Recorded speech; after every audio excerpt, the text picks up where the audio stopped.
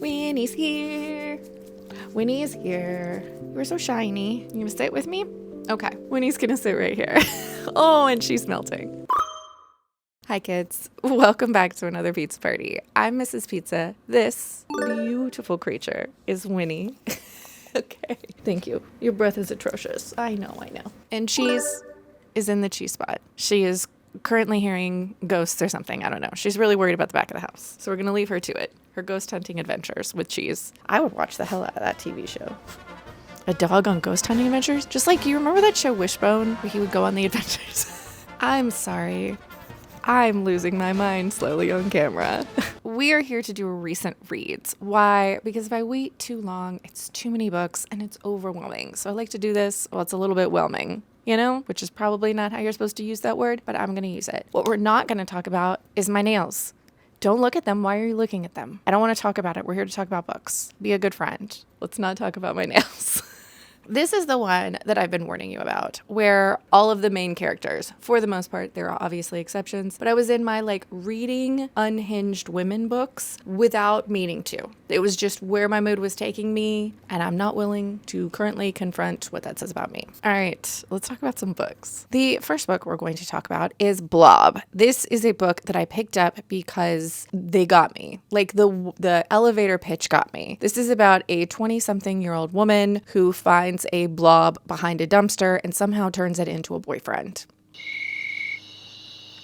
Yep. This is about a woman who turns a blob into a boyfriend. I went into this knowing this was going to be completely bonkers, right? There's a blob. But this is more about this 20-something woman who's just floating through life without purpose. She's really angry about a lot of things. She doesn't have any direction. She's just a failure to launch type individual. And she has gotten out of a long-term relationship. I think it's 6 months or a year prior. And she's just floundering, nothing. Her life has no, I know, it's a doodle. No, Winnie doesn't like doodles, and there's a doodle out front. I'm going to have to wait for the doodle to go. I don't know what she has against doodles. They're absolutely adorable looking. Look at that one. So cute. I know. So cute.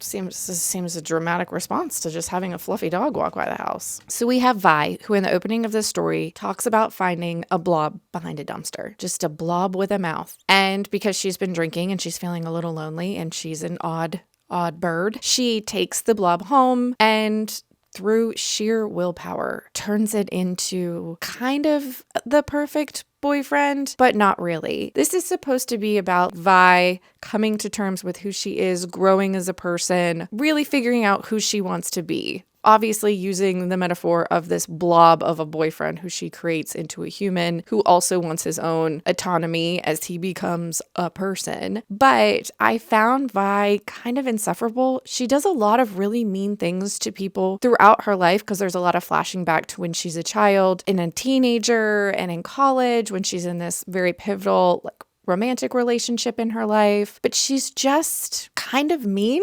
sometimes. I get that we're supposed to be looking at her through the lens of she's imperfect and needs to learn about life, but some of the things she does to people, even as an adult, are incredibly mean and childish and petty. She's very selfish, which I guess we're supposed to be learning about her becoming unselfish because one of her biggest problems is she's incredibly selfish, but she doesn't really start growing as a person until the very end of this. She's not learning lessons and kind of having an arc. She's kind of just a flat line that at the ends kind of does a dip up, and we don't get enough of her being a good human for me to really like her. I wasn't rooting for her to get better. I wasn't rooting for her to learn lessons. I couldn't wait until I was done dealing with this woman who was just everyone around her is also imperfect, but I don't feel like I really hated any of them. But I really disliked our main character and her choices, and I don't think I was supposed to. I ended up giving this 2 stars. It was weird, but it wasn't fun. I didn't like being in her head, and I think a lot of people had a lot of experiences different from that, and that's great. I'm glad they liked it, but I didn't didn't like being in such a selfish person's head. The next book I picked up after that was Hungerstone. I picked this one up because it was everywhere for a minute. This is a Carmilla retelling in the loosest sense, and I tend to like Carmilla retellings, even if I didn't actually like love the original Carmilla when I read it. I really liked when authors have given us a new interpretation of that story, and so I picked this one up and I ended up giving it 4 stars, and I really enjoyed it. This is a story of appetites. This is a story of repression and seeking freedom. This is a story about hunger of all kinds. And I really enjoyed our character Lenore, who is a woman in this Victorian period who has married a very wealthy man,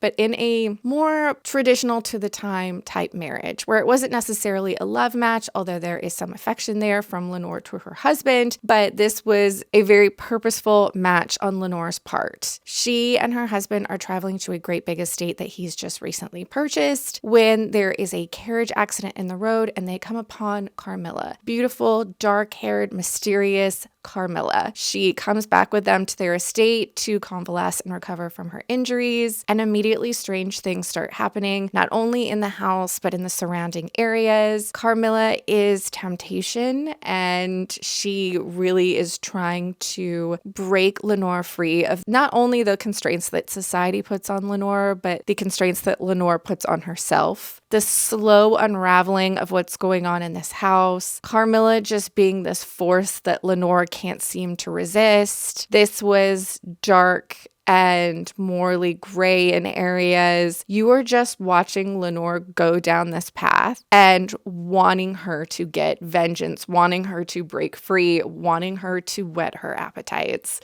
I will say I really enjoyed this. I also felt that the atmosphere was really great. I wish we got more of the physical atmospheres. I mean, we are moors adjacent on this estate that we are at. Everything is like rolling hills of mist and rainy and dark and crumbling buildings. I wanted more. What we did get plenty of, to the point where I was getting disgusted, and I think that's the point, was descriptions of food and what everyone's eating. Obviously, there's a lot of talk of different types of appetites in this, so descriptions of the food seemed really important. But when these people were eating these supposedly, gourmet meals, a lot of the time I was grossed the hell out. Like, what are y'all eating? This is disgusting. There was one scene in particular, which again says a lot about me, because there's some very violent moments that happen in this, but they're all, for the most part, very realistic as things start to escalate. But there was one scene that involved someone eating hair.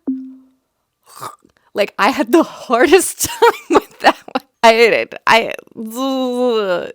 It got me. It absolutely got me. I will say, as far as Carmilla retellings go, this one is not very true to the original text. It's definitely an interpretation. It's very, very loosely based on Carmilla. It's basically just like a jumping off point for this author to have the discussions they want to have. I enjoyed this. It's dark and moody and just sensual and seduction and appetites, and just, I loved it. I had a great time. I gave it 4 stars. And this was definitely had the kind of ending where you were like, good for them.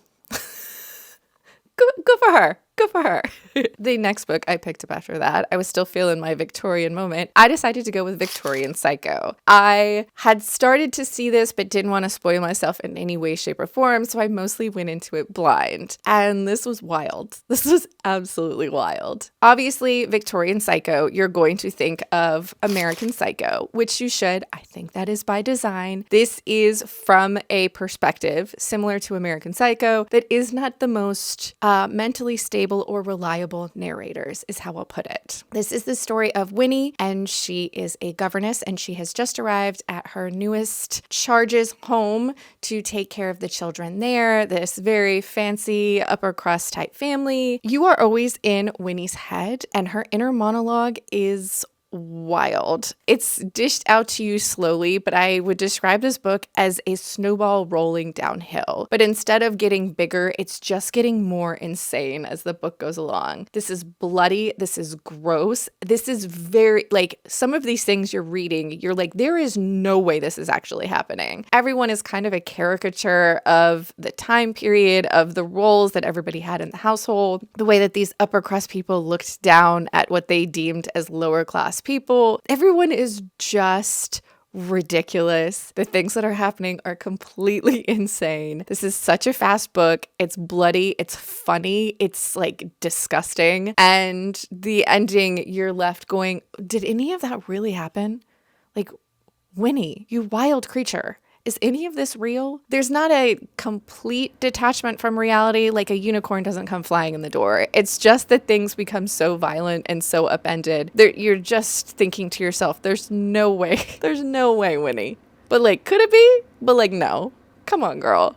I really had a fun time with this. It's super fast. You're going to laugh at the absolute absurdity of Winnie's monologue. There is also the rights for this book have been optioned by A24. And there was some talk of different people that had been put into the role of Winnie, but I think that something happened and that all fell through. So I'm not going to get your hopes up and tell you who it was. But at some point, this will hopefully be an A24 movie, and I look forward to it. It will be crazy. The next book I picked up after that was The Knight and the Butcherbird. This is by an author that I've truly enjoyed all of their short stories. I haven't loved the longer form versions of stories that they've written. I haven't hated them. I haven't disliked them. They just haven't been favorites. This author wrote The Six Deaths of the Saint, which is one of my all-time favorite short stories. Highly recommend you pick it up. If you have Kindle Unlimited, it is on there right now. It's like 30-something pages, and it is absolute perfection. This book, I was really looking forward to because, again, it was a short story by this author, and I feel like this is where they really thrive, in this like shorter form. This is the story of a dystopian world where a knight is sent to a distant and remote settlement in order to hunt demons, and a member of the town is trying to stop that knight. That's all I'm going to give you. This is an incredibly short story, but yet the world felt really fleshed out. I feel like we learned so much about the characters in such a short period of time. We were totally invested in the world. I understood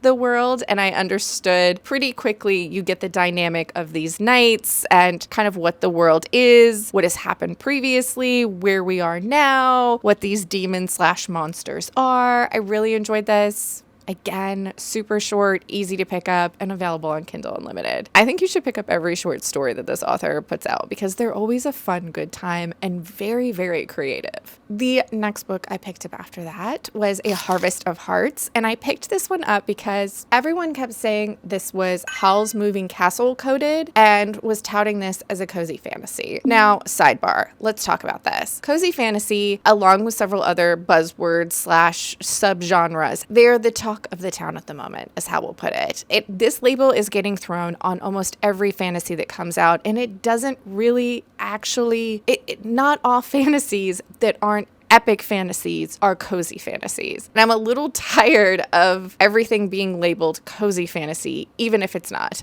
I think cozy fantasy is very subjective. Your idea of what a cozy fantasy is, it could be different from what my idea of a cozy fantasy is. But the same thing is happening with romantasy, where any fantasy book that has some sort of romance in it at this point is being touted as romantasy. I do not believe that is the case. You can have a fantasy book that has a strong romance happening. That's not a romantasy. I will get off my soapbox and continue on. Sorry about that. The reason I say this is not a cozy fantasy is because the stakes are very high. And I think with a cozy fantasy, it should be much lower stakes and much slower moving. Things like legends and lattes, although there are conflicts in that story, that is about an orc opening a coffee shop. That is what that book is about. So it's about finding employees, fixing up the shop, learning how to make the coffee, meeting the people in the town. That is what that book is about. It is incredibly cozy. The main thing for me has to be the stakes can't be too high. They need to be saving one person, finding one lost person, opening up a shop.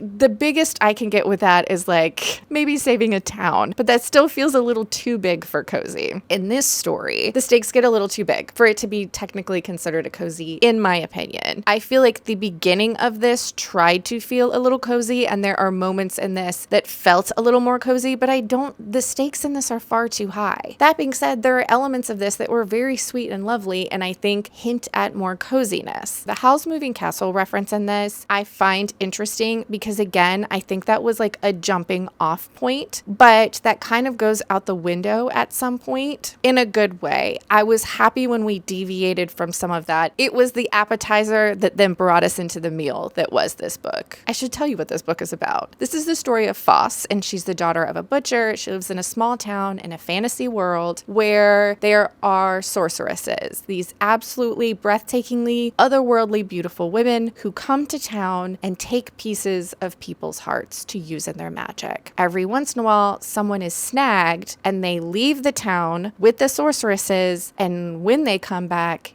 if they come back at all, they don't come back right. Their hearts have been taken. They say the sorceresses use the hearts for magic, and so this is just part of living in this place because the sorceresses and the king, who is the father of all of the sorceresses, need this magic to protect everyone from the outside world. So it's kind of like a tax, but it's a horrible tax, and I would hate to pay it. One day, the only male sorcerer comes to town, and he accidentally snags Foss. Plain, normal, nothing to write home about Foss. In doing so, he sets Foss down this path onto adventure. There is a talking cat, a sentient house, and a dark and broody sorcerer. We've got our Howl's Moving Castle inspiration there. But really, Foss, being our main character, like Sophie is in Howl's Moving Castle, she needs to come out of this rut that is her life. She really doesn't see herself as anything more than plain and ordinary. She doesn't really think she deserves anything more than that. And getting out into the great big world, going on an adventure, meeting other people along the way, really teaches her to value herself, which is nice. But that's not the whole of this story. There's more going on that Foss and others get invested in. They have to save other people, the magic system, the king, the hearts. It's all very interesting. It does get a little gory, and the magic itself involves taking people's hearts. So this can get a little dark in moments. The cat talks, so if that's something you like, I'm a big fan of that talking cat, and I would do almost anything for him. But I enjoyed this. It does have a romance element to it, obviously. It was strong and important, but I would hesitate to call this romantasy as well. This just felt like the story of Foss. I really enjoyed this. I thought it was great. I'm just trying to set everyone up for the correct expectations. I think when you see certain buzzwords, you expect certain things. And this book had dark moments, had sweet moments, and it had a talking cat and magic. So there you go. I ended up giving it 4 stars. And the last book we're going to talk about is something that you've probably never heard of ever in your entire life. If you're on booktube or booktok, you've never heard of this book, which is a complete and total lie because it was Dungeon Crawler Carl. I gave it 5 stars. I loved it. Dungeon Crawler Carl is so much fun. If I'm the first person to tell you about this, that is exciting for me. This is the story of Carl, and he's dungeon crawling. See, Carl is, I believe, in the Coast Guard, but he's just gone through some absolutely horrible breakup. His awful cheating ex hasn't had time to come get all of her stuff, including her very fluffy and very expensive cat, Princess Donut, who is the star of the show. We love Princess Donut in this house. When Princess Donut at like 4 a.m. on a super cold night escapes out the window and Carl is beside himself, he throws on some Crocs and a jacket, no pants, runs outside to try and catch this cat before it freezes to death, when all of a sudden the world ends. The world just ends. And Carl just happened to be in exactly the right place to survive, except he isn't wearing pants. When these gates open up and people have to travel inside to enter into an alien reality TV show / tournament that takes place on different planets, every year, Carl is now entered into the dungeon with Princess Donut in tow in order to try and survive this alien reality TV show tournament nonsensical. Oh my God, this was so much fun. This is ridiculous and hilarious. And I feel like this author just had to be cackling while writing some of this stuff. All sorts of just like ridiculous stereotypes of things that are just turned on their head to make you laugh. We have Carl and Princess Donut traveling through this dungeon, meeting bad guys, fighting boss battles, meeting other dungeon crawlers, trying to survive, trying to figure out how the system works, while also trying to be entertaining while doing it because they need people watching, they need followers in order to gain the upper hand. It's kind of Hunger Gamesy a little bit, but not at all. It's Hunger Gamesy in that like you have this tournament, just people killing each other for the last man standing type thing. We have alliances forming. We also need people to be watching us so that they then want to support us so that we then get things that other people don't have. It's Hunger Gamesy in that respect, but it's very different from the Hunger Games in that there's goblins and llamas doing math and just the most insane things possible. I think that if you play video games, or I don't personally play D&D, but I've heard a lot of people say that it's very similar to D&D. This is a lit RPG. And so if you play video games or you play D&D or any of those kind of things, there is an aspect to this that you will probably get immediately. I don't think if you've never played a video game, you might not understand the loot crate inventory system type talk. That being said, it's very well explained. It's easy to understand. And also if it's something that you don't want to understand, it's not necessary for you to like write it all down and have a real understanding of what's in Carl's inventory all the time. The book does a really good job of offering you that information and bringing it back up when it's important to what's going on. I loved Dungeon Crawler Carl, and I will definitely be continuing on with the series, and I'm so glad I gave it a try. It's so fun when you just find a new series that you just absolutely love. But that, kids, is where we are going to stop this recent reads. It is a super cloudy, soon-to-be rainy day outside, and I want to do some reading. But if you had fun hanging out with me and the dogs, please subscribe. I hope you're reading good books out there wherever you are, and I'd love to hear about them. And I'll see you next time.